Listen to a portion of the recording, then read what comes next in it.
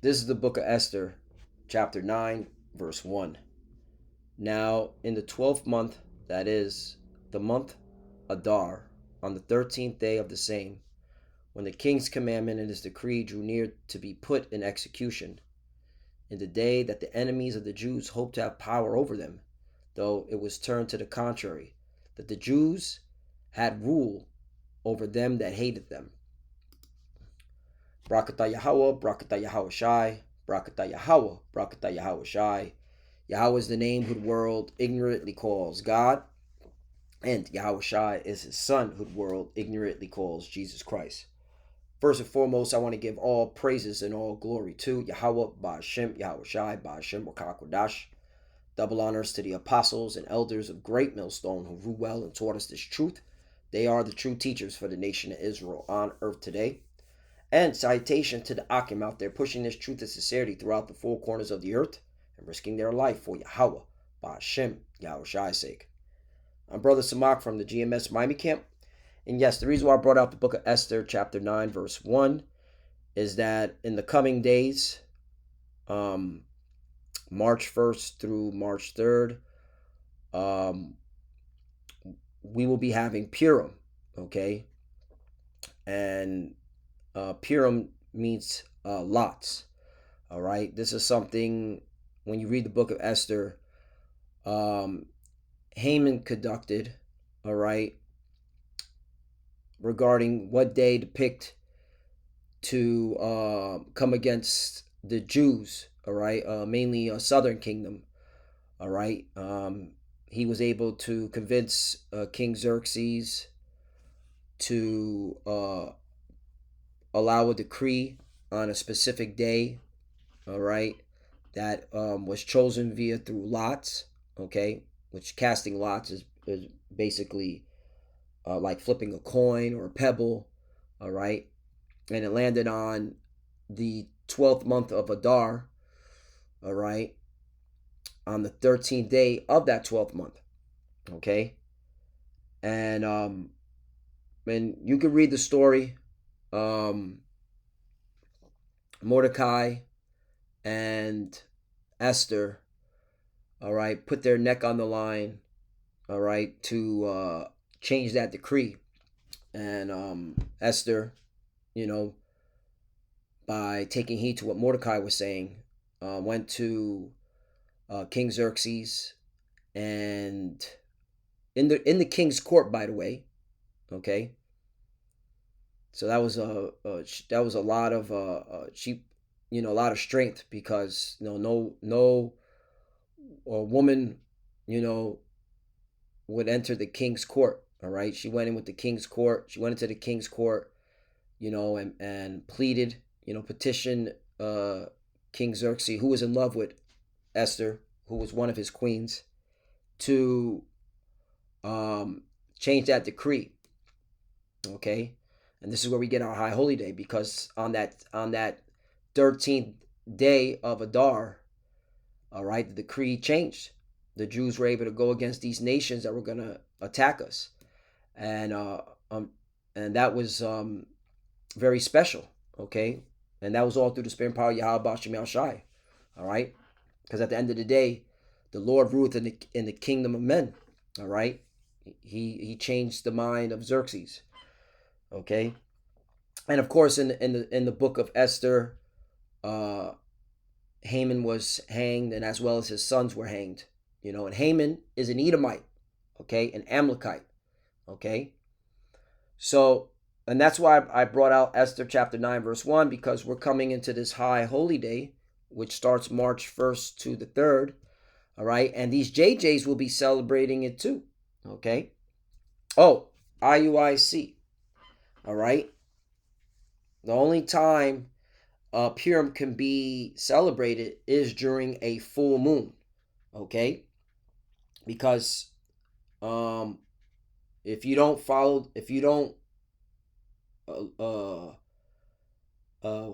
how can I say this? If you stop looking at the Gregorian calendar, all right, to mark your the high holy days, and look at the moon cycles, you could clearly see that Purim as well as Passover, they land, okay, on a full moon, okay, all right, around the full moon, which that's the 14th day. All right, with Purim, it starts actually on the 13th day, and then it goes 14 and 15. Okay, because if you continue reading Esther, all right, it's going to get to the point where it says, all right, this is the slaying. This is when the Jews slain, all right, 500 men in Shushan, the palace, and then the 10 sons of Haman. Yep, they got put to death, and Haman was already hanged on the gallows. He was already put to death. All right, so then his sons got it too. All right. Let me get to the. So yeah, here it is. So Esther chapter 9 verse 17. On the 13th day of the month of Adar, right? So the 13th day would be like, okay, this year would be March 1st, right? Okay. And on the 14th day of the same rested day, and made it a day of feasting and gladness. You see? All right. 18. But the Jews that were in Shushan assembled together on the 13th day thereof, and on the 14th day thereof, and on the 15th day of the same day rested, and made it a day of feasting and gladness. Okay? So that's why, our high holy day, we celebrated 3 days. And for this year, it's March 1st, 2nd, and 3rd. Okay? And again, this is all around the full moon. I wanted to make that a point. All right? So what's so special about this is that not only this is our high holy day, these wicked Amalekites, all right, which are descendant of Esau, Edom, they're celebrating their Purim too. All right? But what's so interesting about it is that reports are coming in is that this is when they're going to, okay, go against the Persians, all right, to commemorate the defeat of the Persian plot against the Jews. So this is very, okay, significant, and that's why I'm going to title this the Purim Blood Moon Total Lunar Eclipse is association with war. All right, because hey, everything is spiritual, and we live in a time of prophecy. All right, so a total lunar eclipse blood moon will occur on March 3rd, 2026. Okay, that's on a full moon. The only time you can have a lunar eclipse is on a full moon, IUIC. Okay. All right, which that would mark the 14th. Okay, 14th, 15th day. All right. Because really, our 14th day Sabbath starts on March 2nd. That's a Monday night into Tuesday night. Okay, so yeah, that's really when the full the 14th day or the what's it called, the full moon is at its full begins on the 14th day, which is March the 2nd. Okay. All right. And there's reports coming in that it will be on that Tuesday, okay, that them JJs will strike Iran, and maybe even America will participate in that. So a total lunar eclipse blood moon will occur on March 3rd, 2026, directly coinciding with the our Israelite holiday of Purim, which commemorates the defeat of the Persian plot against the Jews. All right, it really was the defeat against Haman. Okay, with his evil plot. All right, that's really Xerxes was just honoring what Esther petitioned. Okay. Prophecy commentators are noting the significance of this celestial event occurring during heightened tensions between the statehood of the JJs and Iran, suggesting potential prophetic parallel to Purim's story, which is set in modern day Iran. And really, this Purim is for us, because the Lord is going to use these wars to liberate us. Okay? See, you JJs, you got it all twisted and messed up. All right, you're not the chosen people. The Lord is using you. All right, using your belief against you. Okay, that's why the scriptures says in Job chapter 12 verse 16, with him is strength and wisdom. The deceived and the deceiver are his. Okay, I even asked Google AI, does Benjamin Netanyahu believe Iran is Haman or Edom? Benjamin Netanyahu has specifically identified Iran as the modern day equivalent to Haman, the villain of the biblical book of Esther. And see, this guy, this devil, Bibi, all right, he doesn't understand that Haman is your forefather, okay?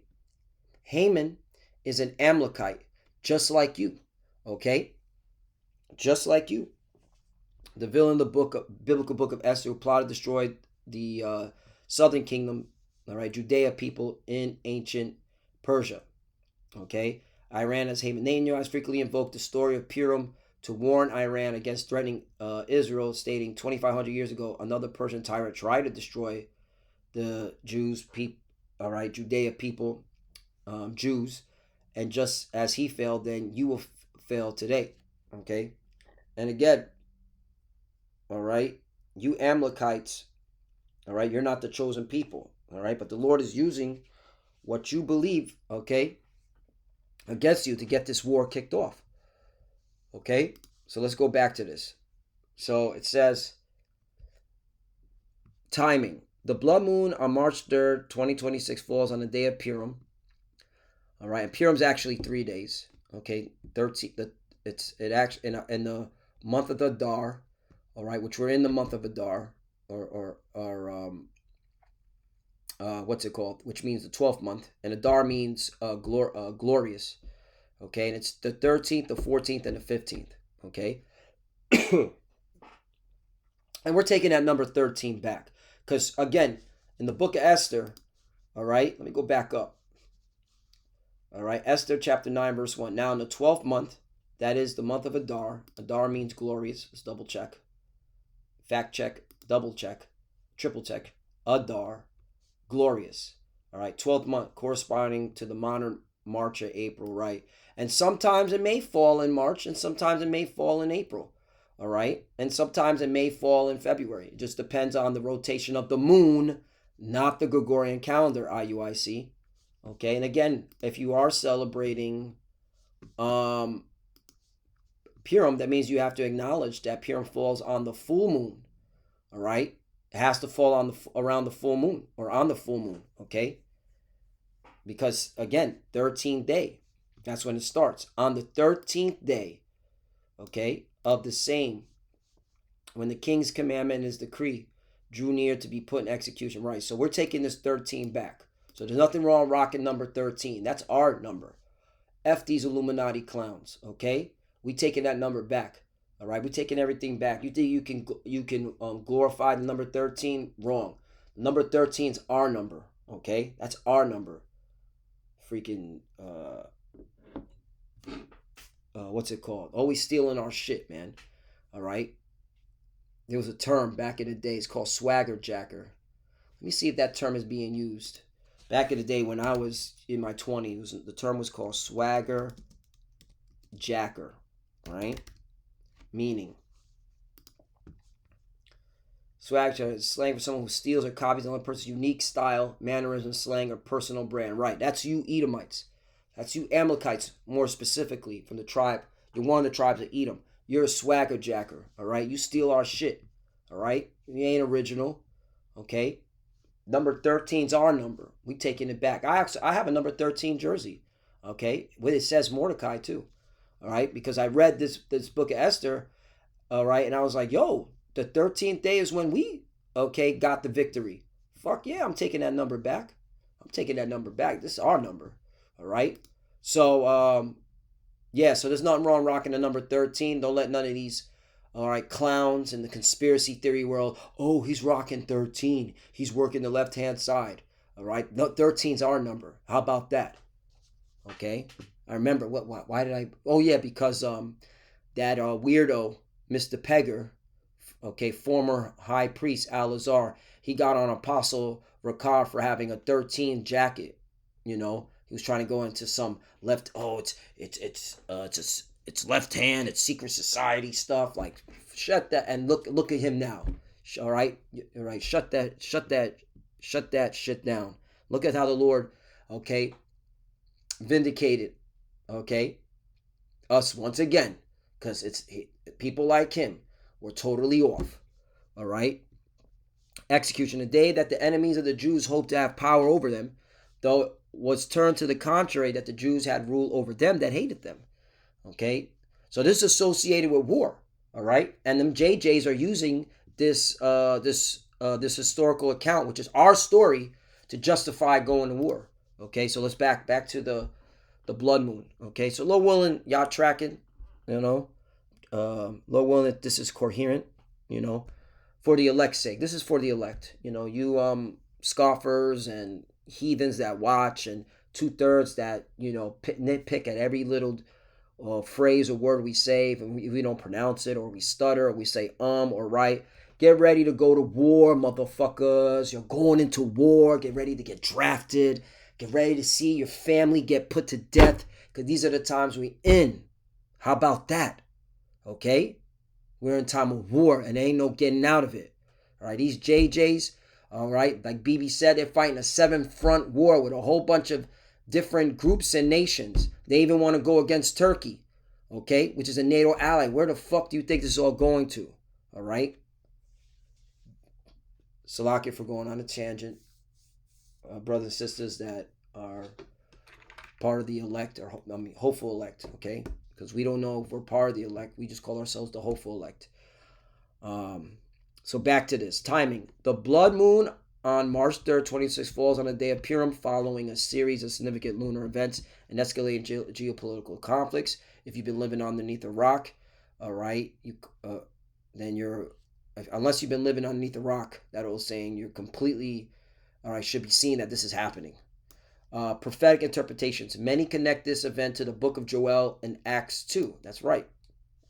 Interpreting blood moons as a sign of great and terrible day of the Lord for these heathens. Okay, not for the elect of Israel, all right, which consists of the so-called Negroes, Latinos, and Native Americans mainly, as well as the Israelite foreigners that are scattered among the nations that may even look like the other nations, because you're going to have Israelites that look like Caucasians, look like JJs, look like East Indian, look like Arabs, look like Hamites, all right, look like Moabites, you know, so-called Chinese, look like Ammonites, look like so-called Japanese, look like the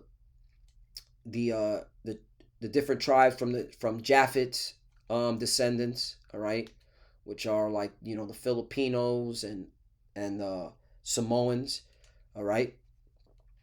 Okay, you're gonna have Israelites that look like them because we were scattered. That was part of the judgment. All right, but they're going to acknowledge that they are an Israelite and they belong to the descendants of Abraham, Isaac, and Jacob. And Jacob is a progenitor of the 12 tribes. Okay, so again, the elect are going to be rejoicing. All right, while you wicked people, you got to prepare. All right, well, you're not going to prepare, but get ready for. You're not going to get ready. You're going to have to eat judgment. How about that? Because this is the time that we're in. Let me go to Joel 2, since it mentions it. The book of Joel, chapter 2, verse 28. And it shall come to pass afterward that I will pour out my spirit upon all flesh, and your sons and daughters shall prophesy, and your old men shall dream dreams, your young men shall see visions. Right. You're seeing that among Israelites, and you're seeing that amongst the heathens. Okay. 29, and also upon the servants and upon the handmaids in those days will I pour out my spirit, right? The spirit of understanding. And that's only pertains to the Israelites. That's why it says my spirit. Okay? Let me see something here. Let me see if they got a cross-reference.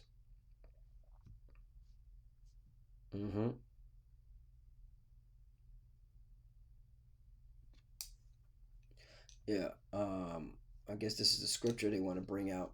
But the Gentiles are referring to Israelites. 1 Corinthians chapter 12, verse 13. For by one Spirit, again, from the Most Highs, we are all baptized into one body, whether we be Jews or Gentiles, talking about Israelite foreigners, whether it be bond or free, have been all made to drink into one spirit, right? The one spirit of understanding the scriptures, all right, and this and the spirit comes from the Most High. He provides us the Comforter, all right, which is the Ruach Kodash, the Spirit Holy, okay. So yeah, just want to break that down. 30. And I will show wonders in heavens and in earth, blood and fire, pillars and smoke. Right, this blood moon. Again, the title of this lesson is going to be Blood Moon Total Lunar Eclipse. Purim, excuse me. Got to emphasize that. Purim, which means lots. All right. And there's nothing wrong with conducting lots, by the way. That's part of our culture and heritage. All right. IUIC. Okay. So I believe I heard a story. I believe it was Apostle Tahar that said Bishop Nathaniel called him wicked for saying, hey, let's cast lots on the whole Cornelius breakdown. But I want to show you something. All right. This is reminding me. Where's it at? Casting lots.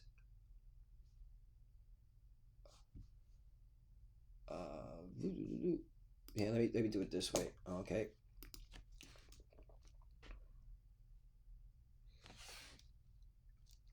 What does it mean to cast lots in the Bible? Check this out. Casting lots in the Bible was a method of determining God's will or making unbiased, impartial decisions by interpreting the outcome of a random event. You see that? Such as throwing marked stones, sticks, or pot sherds. It was used to solve disputes, allocate land, or choose individual specific roles, acting as a divine coin toss, where the final decision was believed to come from God, not chance. Right. So this is part of our culture and heritage. All right. And overall, it was an ancient custom. Right. That's why when you read in Esther, all right, Haman casted lots to, all right, to pick which day to come against us, which that backfired. All praise and glory to Yahweh Bashim Shai for raising up Mordecai and Esther. But this is part of our culture, and overall, this is a culture this was a custom that was done in the ancient times. But this is part of our culture. So that whole event that transpired, Bishop Nathaniel calling, I believe it was Apostle Tahar that said, "Hey, let's let's cast lots, all right, to see if we're right regarding the whole Cornelius." What Bishop Nathaniel said was off, all right, which goes to show you that he wasn't rooted in this truth. He wasn't rooted in the scriptures, because there's so many accounts, like right here. Look, common examples: dividing the promised land. Joshua used lots to distribute the territory among the tribes of Israel. That's one account. Identifying offender. Saul used lots to find out who violated his oath. Jonathan. Jonah's ship. Sailors cast lots to determine that Jonah was responsible for the storm. See that? Choosing priests and duties. Right. How come Jonah said, hey, this is not part of my culture and heritage to cast lots? I'm not doing that. No. All right. Because that's part of our culture too, to cast lots. All right. Choosing priests or duties used to determine service order in the temple. Look at that. Replacing Judas in the New Testament. The disciples cast lots. Right. That's in the book of Acts. Lots to choose Mattathias as an apostle, praying for God to reveal his choice. All right. And then Proverbs 16:33. The lot is cast into the lap, but its every decision is from the Lord. Right. Okay. So there you go. All right. So that's what pure. So again, pure means lots. Okay. And this is important. High holy day holiday. Our high holy day. It's very special. It's to be remembered. Okay. So let's go back to this, to the book of Joel. Let me finish this up. So Joel chapter 2 verse 30, and I will show wonders in the heavens and in the earth, blood and fire, pillars and smoke. 31. The sun shall be turned into darkness and the moon into blood before the great and terrible day of the Lord come. Right. So we're about to go into a total blood moon, total lunar eclipse, blood moon. All right. and it so happens to fall on Purim. All right, and these devils, these Amalekites, more specifically, one of the tribes of Esau, Edom, they're going to use it to, what it looks like to justify a war with Iran. Okay, which again, this is the will of the Lord. Let's see, but everything is pointing to next week. All right, and then I was watching a former CIA, Jonathan Kirkshiris, I believe that's how you pronounce his last name. All right, he was on Redacted. Okay, I'm pretty sure brothers are familiar, the apostle elders and brothers are familiar with Redacted. And he said that it's looking like the statehood of the JJs in America want to strike on a Tuesday next week. And that falls right on Purim. Okay, that very night. Okay, which our Tuesday is Iran's Wednesday, because the Eastern Hemisphere is always a day ahead. Okay, so we'll see if that's what the way the Lord wants to play this out. At the end of the day, war is imminent. They're not just throwing all these warplanes and ships and military personnel and weapons over there just for a pump fake. It is going down. This is the largest staging. All right. Now they're saying since the Gulf War. Okay, and didn't they invade Iraq or invade? Kuwait, and they wanted to invade Iraq. Right? Did they invade Iraq? Hold up. All right. Did in the Gulf War, Gulf War. The English language is trash. On the Gulf War, did America invade Iraq? Yes, during 1991 Gulf War, a U.S.-led coalition invaded Iraqi, occupied Kuwait, and moved into southern Iraq to destroy Iraqi armed forces. Right. So, so that happened in the Gulf War. They went into Iraq too. Okay, just like in 2003. So this staging is one of the largest stagings. Okay, in our generation. All right, and we're the final generation. It's time. So let's continue on. All right, and that's why it's high time to wake up out of sleep. All right, let me get that scripture, because we're almost out of here, man. This is the time of playing games and taking His word lightly. Hey, the Lord's gonna start just taking you wicked jakes out. Romans chapter 13 verse 11. And that knowing the time, that now it is high time to awake out of sleep. This is a milk scripture, okay, but it's a powerful milk scripture because it's so relevant, especially now. For now is our salvation nearer than when we believe. Right, these jokers are going to go to war. These Amalekites are going to use Purim to to justify why they should go to war. All right, not knowing that everything they're doing is for our salvation. Okay, they're fulfilling prophecy. All right, because this is going to further speed up prophecy. All right, so that we can be delivered by Yahweh Shai. Okay, we're just waiting for that RFID chip, which is the mark of the beast. Romans chapter 13 verse 12. The night is far spent, the day is at hand. Let us therefore cast off the works of darkness, and let us put on an armor of light. That's right. What is the armor of light? Okay, this truth, the wisdom and understanding of the scriptures and applying them. Okay.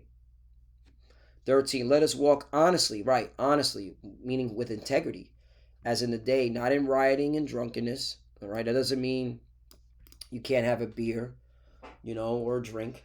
All right, it's talking about your mind. Where's your mind at? Okay, are you rioting and drunken off this world? Not in chambering and wantonness, not in strife and envying. Right, all right. This is not a time to be envious of another brother. Okay, this is not a time. Okay, 14. But put ye on the Lord Yahweh Shai Mashiach, and make no provision for the flesh to fulfill the lust of the flesh. Right, we have to have less flesh, more spirit. Okay, less flesh, more spirit. So let's finish off on Joel chapter 2, verse 31. Again, the sun shall be turned into darkness and the moon into blood before the great and terrible day of the Lord come. 32, and it shall come to pass that whosoever shall call on the name of the Lord shall be delivered. All right. And who's the whosoever? Okay. Ye men of Israel. Right. That's the whosoever. You know. Okay. So this is all about the Israelites receiving redemption, receiving salvation. Right? Acts chapter 2, verse 21. Oh, check it out. Look it. It's the precept from Joel chapter 2. It's the same precept. Acts chapter 2, verse 20. The sun shall be turned into darkness, and the moon into blood before the great and notable day of the Lord come. 21. And it shall come to pass that whosoever shall call on the name of the Lord shall be saved. Meaning you have to call on, okay, the true biblical names, the Hebrew names. All right. That's what I wanted to say. The true Hebrew names. All right. Which are, okay, the Father's name is Yahweh, and the Son's name, which right here, the Lord, you see Lord, that's the Son's name is Yahweh Shai, who the world only calls Jesus, shall be saved. So you got to call on those names. If you're calling on Jesus, if you're calling on God, you're not going to make it. So, it is what it is. 22. But here's the point. Ye men of Israel, hear these words. Yahweh Shai of Nazareth, a man approved of the Most High among you by miracles, wonders, and signs, which the Most High did by him in the midst of you, as ye yourselves also know. Right. So the point is that ye men of Israel is referring, okay, to God's chosen people and no one else. It's the Israelites. It always has been. It always will be. Okay. 32. And it shall come to pass that whosoever shall call on the name of the Lord, now we know who the whosoever is, the Israelites, shall be delivered. For in Mount Zion, again, it's referring to Israelites, and in Jerusalem shall be deliverance. And who's going to deliver us? Yahweh Shai, who he calls Jesus. As the Lord hath said, in the remnant whom the Lord shall call. The remnant is the elect of the nation of Israel. Okay, the ones that repented and took this truth seriously, didn't take their hand off the plow, didn't have that pride and pomp of preeminence, wanted to outshine, okay, the apostles and elders, okay, didn't have ulterior motives, okay, weren't being deceitful amongst the brethren, okay, they were honest in their walk in this truth. That's who the remnant is. That's the elect. Okay? So, is there anything more else? So, war is coming, man. We're coming into Purim. We're war.